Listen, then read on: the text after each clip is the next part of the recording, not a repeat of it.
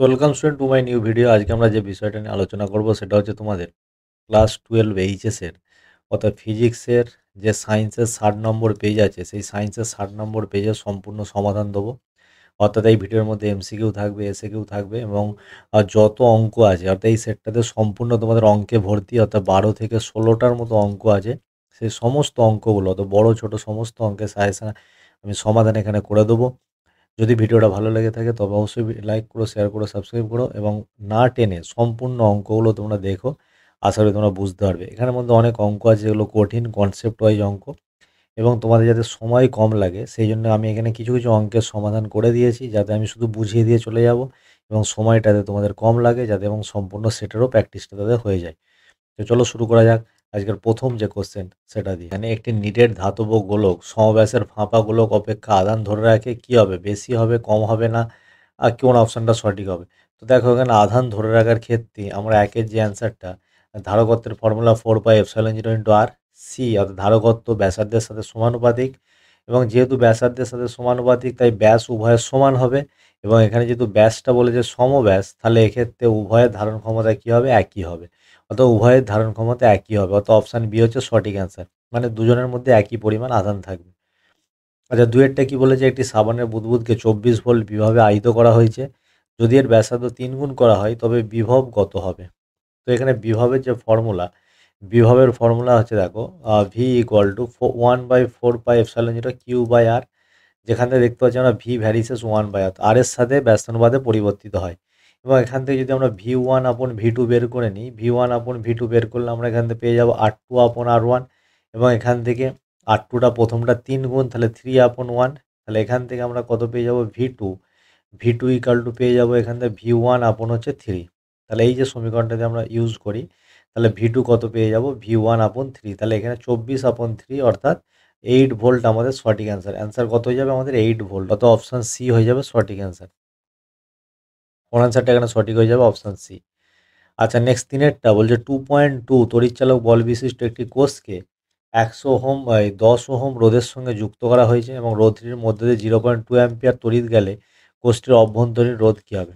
তো অভ্যন্তরীণ রোধের যে ফর্মুলা, সেই অভ্যন্তরীণ রোধের ক্ষেত্রে যদি আমরা সার্কিটটা আঁকি, এটা তড়িৎচালক বল হচ্ছে ই, এবং যার হচ্ছে অভ্যন্তরীণ রোধ আর, এবং এটাকে বহির্বর্তনীতে ক্যাপিটাল আর এর সাথে যোগ করা যদি হয়, এবং এর মধ্য দিয়ে আই যদি কারেন্ট যায়, তাহলে এই যে ক্যাপিটাল রোধের প্রান্তে বিভব পতন হয়ে যাবে ভি ইকুয়াল টু কত?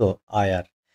তাহলে এক্ষেত্রে আমরা ফর্মুলা ইউজ করে পাই কি? ই ইকুয়াল টু আইআর প্লাস হচ্ছে আই ইন্টু আর। তাহলে এখান থেকে আমাদের প্রত্যেকের ভ্যালু বসিয়ে দিয়েছি, ভ্যালু বসিয়ে যে অভ্যন্তরীণ রোধের ফর্মুলা আমরা পেয়ে যাব 1 ওহম। কত ওহম? 1 ওহম। তাহলে এখান থেকে কোন অ্যান্সারটা সঠিক হয়ে যাবে? 1 ওহম। আমাদের অপশান ডি হয়ে যাবে সঠিক অ্যান্সার। আচ্ছা, নেক্সট আরেকটা কি বলছে? কোনো বৈদ্যুতিক লাইটে তড়িৎ প্রবণতা 0.5% হ্রাস পেয়েছে, তাহলে বাল্বের ক্ষমতা কত হ্রাস পাবে? তো 4 অঙ্কটা দিয়ে আমরা করি এখান থেকে, যে ক্ষমতার সাথে যে রেজিস্ট্যান্সের যে সম্পর্ক সেটা কত? P equal to I square R. এখান থেকে আমরা P1 - P2/P1 × 100% যদি করি, তাহলে ডান দিকেরটা আমরা পেয়ে যাবো I1² - I2², নিচে I1² × 100%। আর উভয়ের ক্ষেত্রে ওপরে আর এবং নিচের আর কেটে যাবে, এবং এখান থেকে যদি আমরা ভ্যালুটা বসাই 100² - 99.5 তার হোল স্কোয়ার, নিচে 100² × 100%, তাহলে এখান থেকে যে ভ্যালুটা আমরা পেয়ে যাচ্ছি 0.99%। তো এটা হচ্ছে প্রায় কত পার্সেন্টের সমান? প্রায় হচ্ছে 1%-এর সমান। তাহলে আমাদের সঠিক অ্যান্সার কত হয়ে যাবে? অপশান সি সঠিক অ্যান্সার। তো যাদের কম সময় লাগে সেই জন্য আমি অ্যান্সারগুলো করে রেখেছি স্পিডে তোমাদের বলার জন্য। আচ্ছা, তার পরবর্তী প্রশ্ন পাঁচেরটা কি বলছে? এল বাহু বিশিষ্ট একটি বর্গাকৃতি তারের মধ্য দিয়ে আই অ্যাম্পিয়ার কারেন্ট যাচ্ছে, তাহলে কর্ণদ্বয়ের ছেদবিন্দুতে চৌম্বক ক্ষেত্র কত হবে? তো এখানে ছবিটা, এটা হচ্ছে তোমাদের ছবি, 5 অঙ্কটা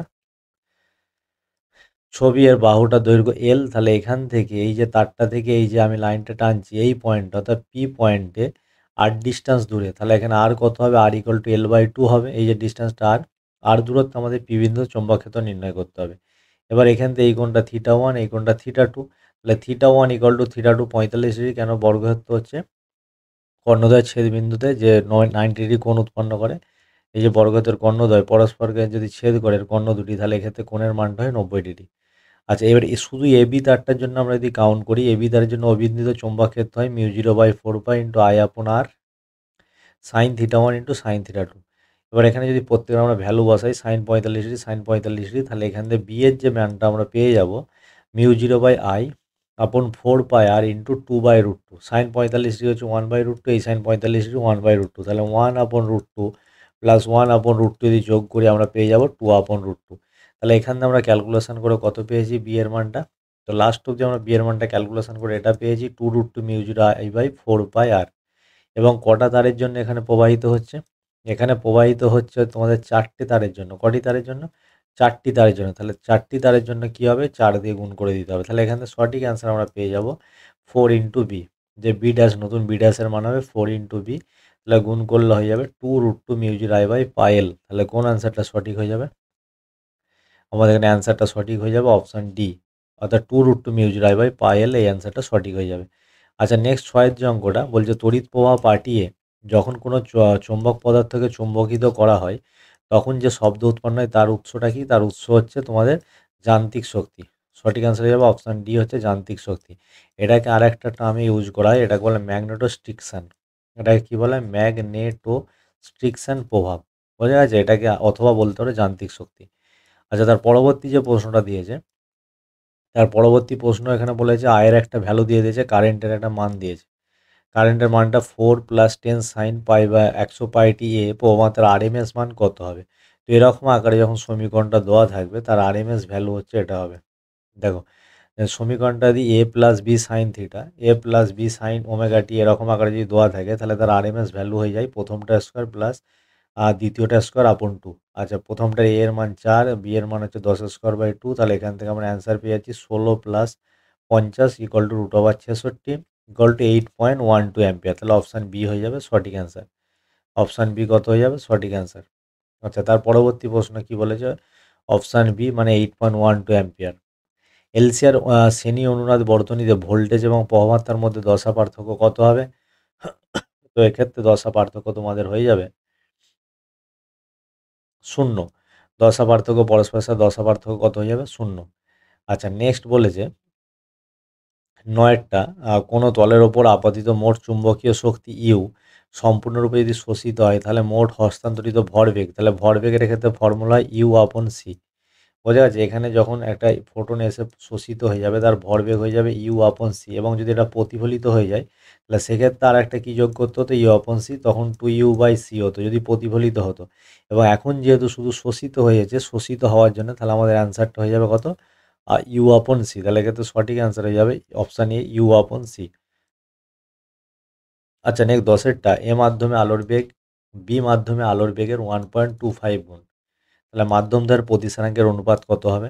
তো এখানে আমি ছবিটা এঁকে দিয়েছি, দেখো। এই হচ্ছে তোমাদের 10এর অঙ্কটা। 10এর অঙ্কটা বলেছে এ মাধ্যমে আলোর বেগ বি মাধ্যমে আলোর বেগের 1.25 গুণ। তাহলে আমরা v1 আপন যদি v2 বের করে নিই তাহলে v1 এই মাধ্যমে 1 নম্বর মাধ্যমে আলোর বেগের ফর্মুলা কি? ও 0 মাধ্যমের আলোর বেগ এবং ওই মাধ্যমের প্রতিসরাঙ্ক। তাহলে v1 = c/μ1, v2 = c/μ2, এবং v1 আপন v2 যদি করি বা এই দুটোকে আমরা অনুপাত করে দিই, এখান থেকে আমরা কি পেয়ে যাব? এখান থেকে আমরা পেয়ে যাব, দেখো, μ2টা উপরে উঠে যাবে। তাহলে μ2 আপন μ1 = v1/v2। আচ্ছা, এবার কি কোশ্চেনে বলে দিয়েছে? কোশ্চেনে বলে দিয়েছে যে এ মাধ্যমে আলোর বেগ বি মাধ্যমে আলোর বেগের এত গুণ। তাহলে এ মাধ্যমে আলোর বেগটা বেশি। এ মাধ্যমে কি আলোর বেগটা বেশি? তাহলে এই মাধ্যমটা এ এবং এই মাধ্যমটা বি। তাহলে এ মাধ্যমে আলোর বেগ হচ্ছে 1.25 গুণ। তাহলে v1/v2-র মানটা আমরা কত বসিয়ে দিচ্ছি? 1.25। এখান থেকে আমরা যে ভ্যালুটা পাচ্ছি μ1 আপন μ2, তোমরা এখানে কাটাকাটি করলে অ্যান্সার পেয়ে যাবে 4:5, বা এটাকে 4কে 5 দিয়ে ভাগ করলে সঠিক অ্যান্সার হয়ে যাবে 0.8। তাহলে এখানে 10-এর সঠিক অ্যান্সার হয়ে যাবে অপশান সি, সঠিক অ্যান্সার। আচ্ছা, তার পরবর্তী যে প্রশ্নটা বলেছে, তার পরবর্তী 11 অধ্যায়ের প্রশ্নটা, দুটি পোলারয়েড আড়াআড়িভাবে রয়েছে এবং একটিকে 45 ডিগ্রি ঘোরানো হলে নিশ্চিত আলোকরশ্মি আপাতিত রশ্মির কত %? বোঝা গেছে? নিশ্চিত আলোকরশ্মি আপাতিত রশ্মির কত %? তো ছবিটা আমাদের এরকম হবে। তো একটা পোলারয়েড এরকম আছে, একটা পোলারয়েড এরকম আছে, এদের মধ্যে কোনটা 45 ডিগ্রি?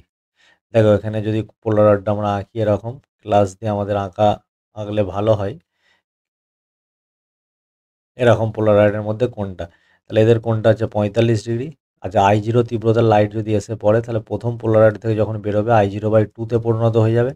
প্রথমটা দিয়ে বেরোলে I0/2, এবং দ্বিতীয়টাতে যখন বেরোবে, দ্বিতীয়টাতে আমি এখানে I2 নাম দিচ্ছি, তাহলে তার ফর্মুলা মালুসের সূত্র অনুযায়ী কত হবে I1 cos square theta, I1 cos square theta. আচ্ছা I1 এর মান হয়ে যাচ্ছে I02 ইন্টু কস স্কোয়ার কত ডিগ্রি 45 ডিগ্রি, তাহলে কস স্কোয়ার 45 ডিগ্রি 1/√2, তাহলে এখান থেকে আমরা পেয়ে যাচ্ছি I0/4 গুণ করে।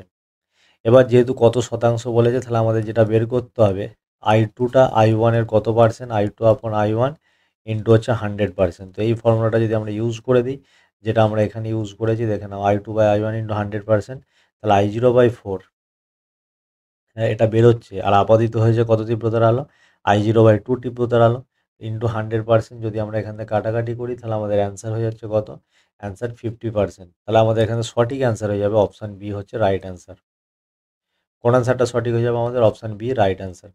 আচ্ছা 12টা এক্স রশ্মি নলে প্রযুক্ত বিভব পার্থক্য দ্বিগুণ করা হলে সৃষ্ট এক্স রশ্মির ন্যূনতম তরঙ্গ দৈর্ঘ্য কত হবে। তো ন্যূনতম তরঙ্গ দৈর্ঘ্যের ফর্মুলা দেখো, 12টা যদি আমরা এখানে করি, ল্যামডা মিনিমাম, বোঝা গেছে, এইটার ফর্মুলা হচ্ছে এইচসি আপন হচ্ছে ই ইন্টু ভি, যেখানে ভিটা প্রযুক্ত বিভব প্রভেদ।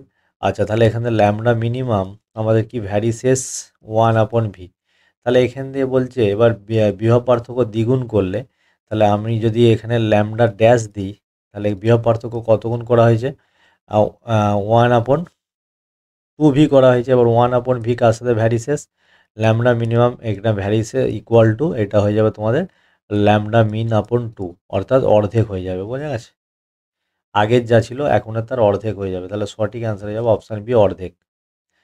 আচ্ছা নেক্সট বলছে 13টা যে 6 ভোল্ট এবং 150 ওহম এখানে একটা রোধ দেওয়া আছে, এবং একটা এখানে তোমাদের ডায়োড দেওয়া আছে, এই দিকটা পি, এই দিকটা হচ্ছে N.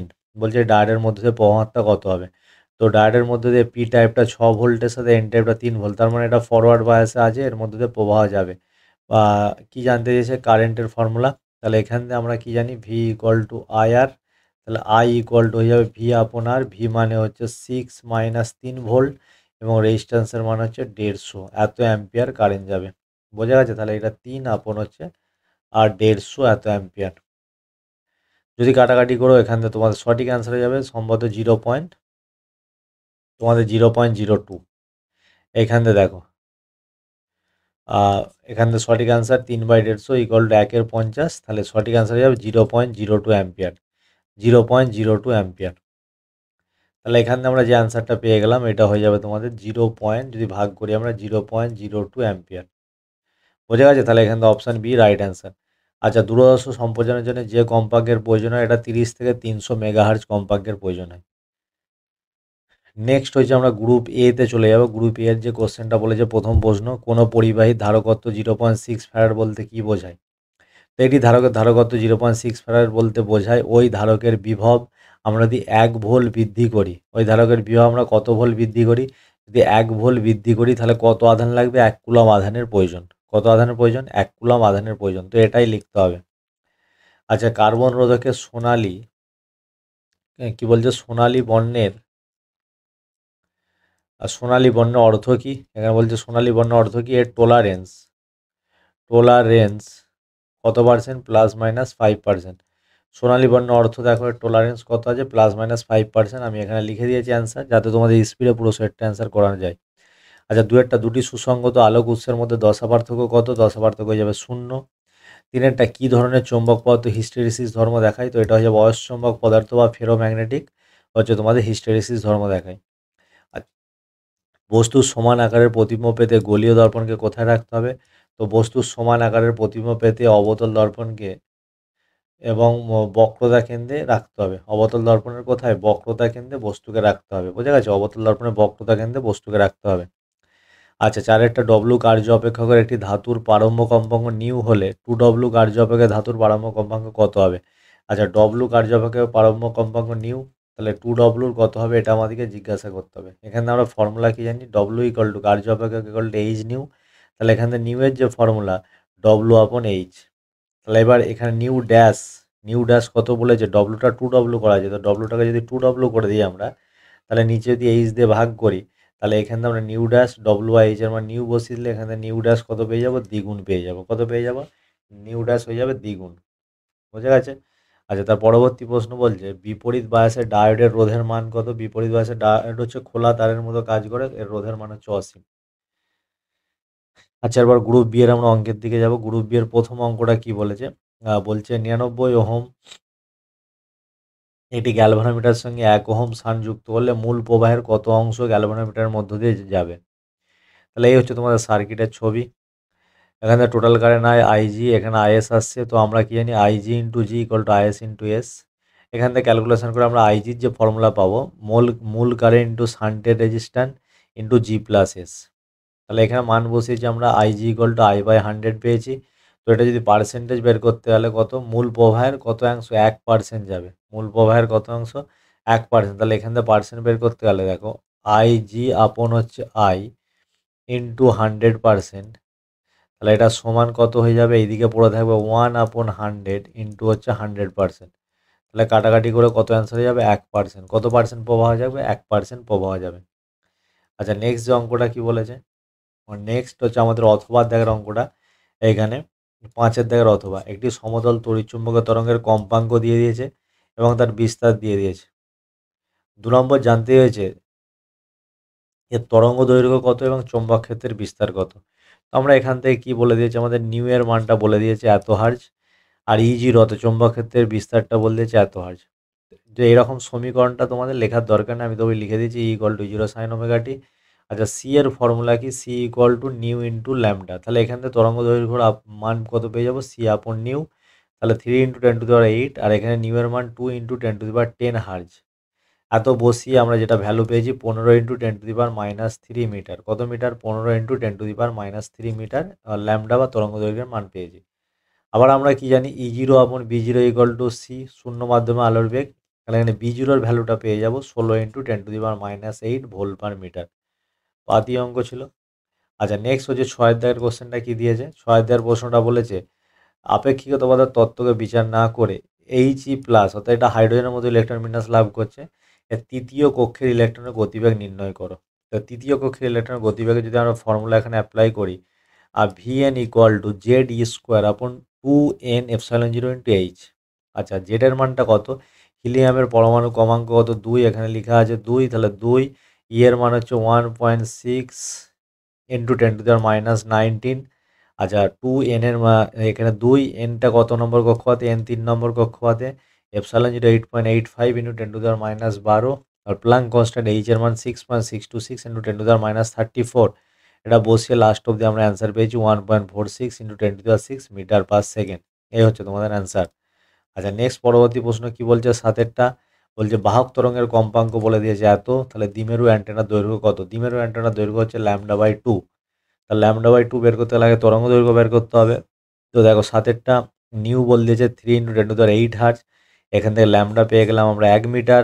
Lambda equal to C by mu, অতএব দ্বিমেরু অ্যান্টেনার দৈর্ঘ্য হয়ে যাবে λ/2, অতএব 0.5 মিটার। এটা পরবর্তী যে অঙ্কটা, তোমরা স্পিড যদি হয়ে যায় তাহলে হচ্ছে স্ক্রিনশট মেরে তোমরা অ্যান্সারগুলো করতে পারো। আচ্ছা, তারপরে দেখো এখানে 9-এর দাগে যে অথবার একটা অঙ্ক দিয়েছে, একটি বায়ুপূর্ণ সমান্তরাল পাত ধারকের ধারকত্ব বলে দিয়েছে। আর আর কি বলছে যে পাত দুটির মধ্যবর্তী স্থানে পাত দুটির মধ্যবর্তী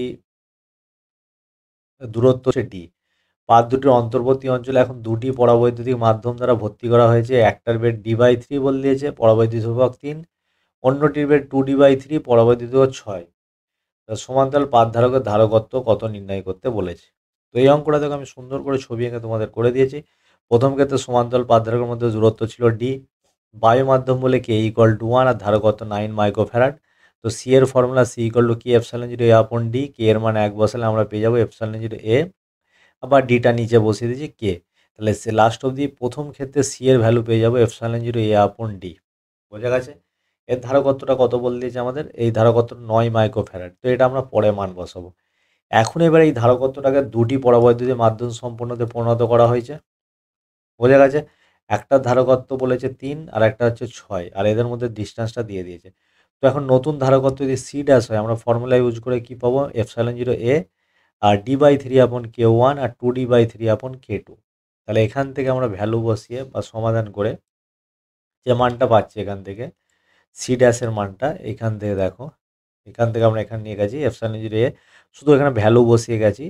আর কে ওয়ানের মান 3 বলে দিয়েছে, কে টুর মান বলে দিয়েছে 6। তো কাটাকাটি করে লাস্ট অবধি আমরা পেয়েছি 9/2 এপসাইলন জিরো এ আপন ডি।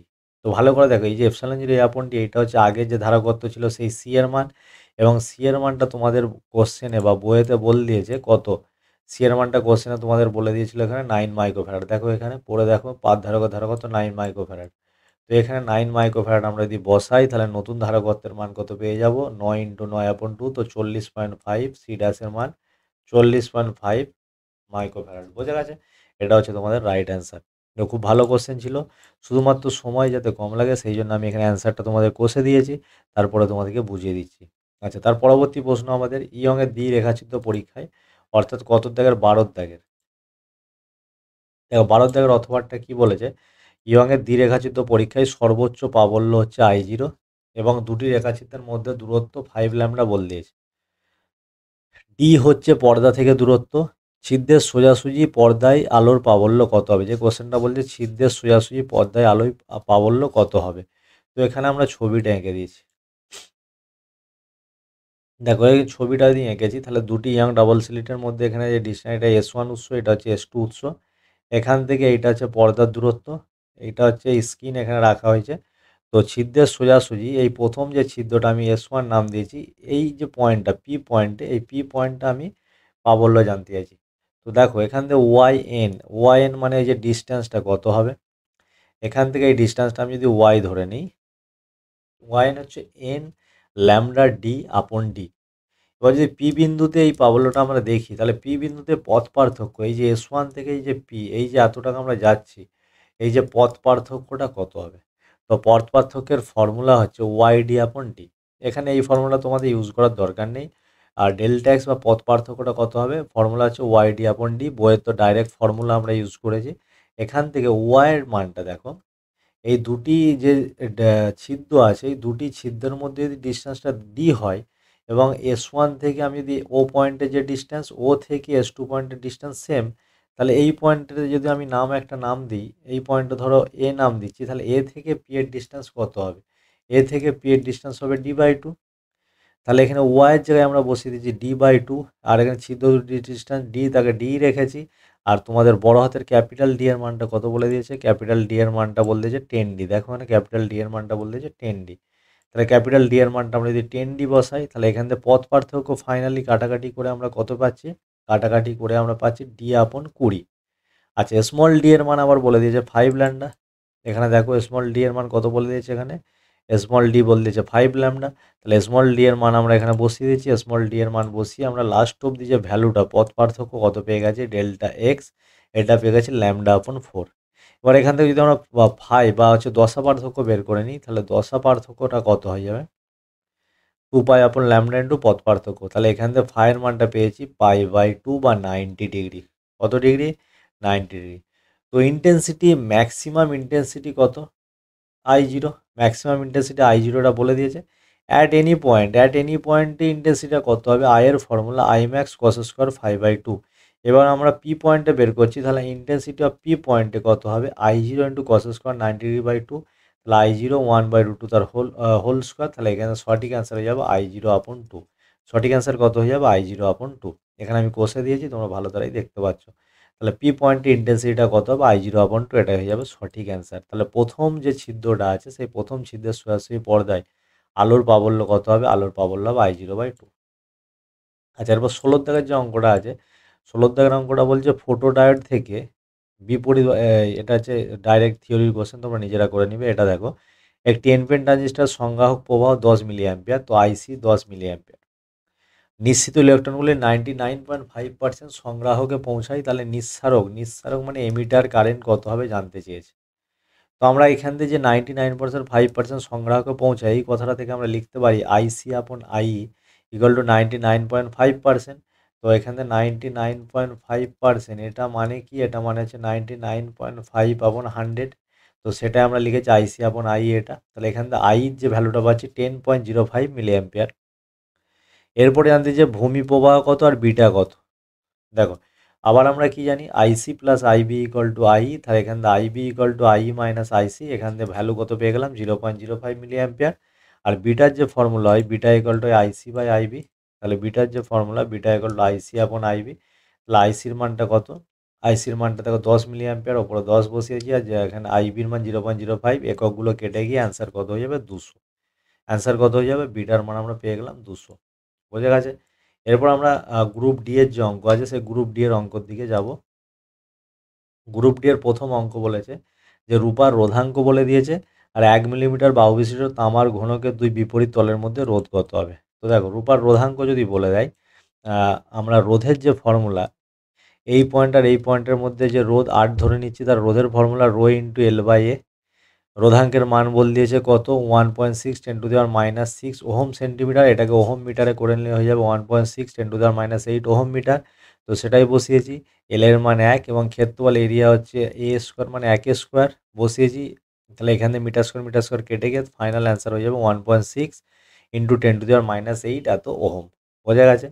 আচ্ছা, তারপরে একটা বড় অঙ্ক আছে, বাম প্রান্তের ত্রুটি আর ডান প্রান্তের ত্রুটি দিয়ে। এটা আছে, তোমরা দেখো বলছে একটি মিটার ব্রিজের বাম ফাঁকে 3 ওহম রোধ আছে, ডান ফাঁকে 4 ওহম রোধ আছে, তাহলে মিটার তারের 41.1 সেন্টিমিটারতে নিস্পন্দ বিন্দু পাওয়া যায়। রোধ দুটিকে চেঞ্জ করেছি, মানে বাম দিকেরটা ডান দিকে, ডান দিকেরটা যদি বামে করি, তাহলে নিস্পন্দ বিন্দু 15 সেন্টিমিটার এগিয়ে যায়। তাহলে দু প্রান্তের ত্রুটি, প্রান্তিক ত্রুটি নির্ণয় করতে বলেছে।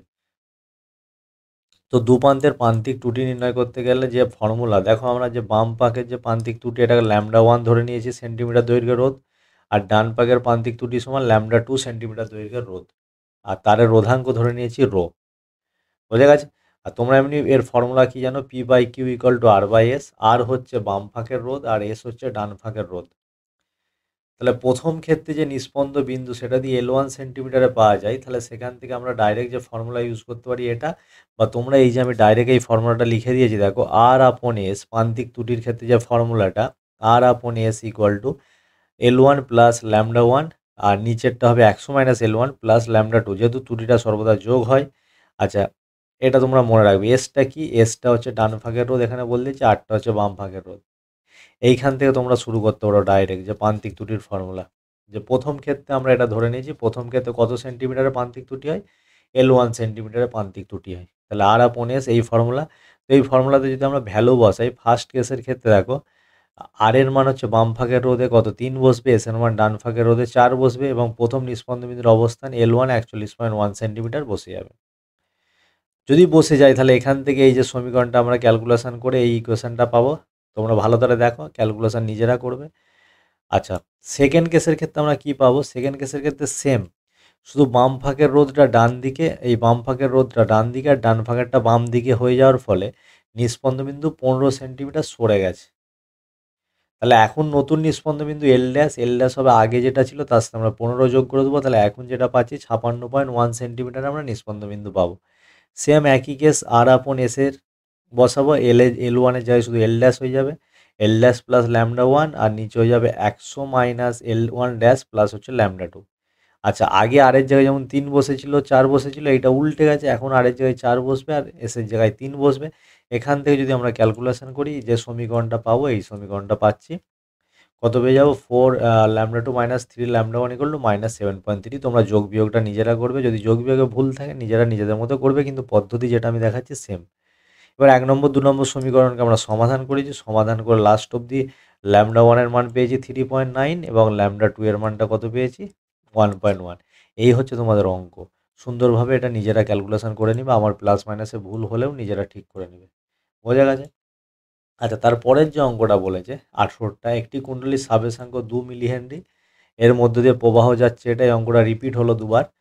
এত কত সময় পর আবিষ্ট তড়িৎচালক বল শূন্য হবে। তো আমরা এখানে আবিষ্ট তড়িৎচালক ফলের যে মানের যে ফর্মুলা সেটা কি জানি, দেখো E equal to minus L into di by dt, equal to minus L into di by dt. D I এর জায়গায় আমরা বসিয়েছি টি স্কোয়ার ই টু দেওয়ার মাইনাস টি, ডেরিভেটিভ করে এই যে ভ্যালুটা আমরা পেয়েছি। এবার তড়িৎচালক বলের মান কত, শূন্য, তাই ডান দিকটা শূন্য করে দিয়েছি। তো এখান থেকে কমন নিয়েছি e to the power minus t into t এত। তো এই ফাংশনটা যেহেতু জিরো হতে পারে না, সেই জন্য 2 মাইনাস টি, এই ফাংশনটা জিরো, তাহলে এখান থেকে টি পাচ্ছি 2 সেকেন্ড। তাহলে 2 সেকেন্ড পরে হচ্ছে তড়িৎচালক বলটা কী হবে, 2 সেকেন্ড পরে তড়িৎচালক বলটা শূন্য হবে। আচ্ছা, 19-এর অঙ্কটা কী বলেছে, 19-এর অঙ্কটা বলেছে একটি অণুবীক্ষণের অভিনেত্র এবং অভিলেখের ফোকাস দৈর্ঘ্য এত মিলিমিটার এবং এত মিটার।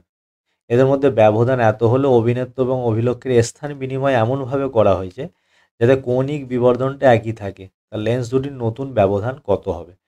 আমি স্পিডে করাচ্ছি, তোমরা যখন টেস্ট পেপার সলভ করবে কোশ্চেনগুলো ভালো করে পড়বে, পড়ে অ্যান্সারগুলো করবে। আচ্ছা, কৌণিক বিবর্ধনের যে ফর্মুলা আমরা কি জানি দেখো, কৌণিক বিবর্ধনের যে ফর্মুলা তোমাদের অনুবীক্ষণের ক্ষেত্রে দেখো দুটো এল ডি আপন F zero F, F zero হচ্ছে তোমার অবজেক্টিভের ফোকাস দৈর্ঘ্য, এফই হচ্ছে আইপিসের ফোকাস দৈর্ঘ্য। First case. সেকেন্ড কেসের ক্ষেত্রে বিবর্ধনটা আমি এম টু ধরে নিচ্ছি।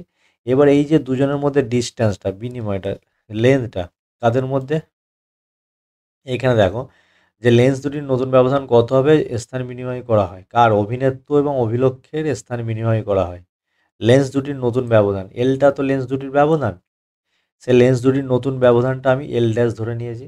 আর বাদবাকি অবজেক্টিভের জায়গায় আইপিস, আইপিসের জায়গায় অবজেক্টিভ বসিয়েছি।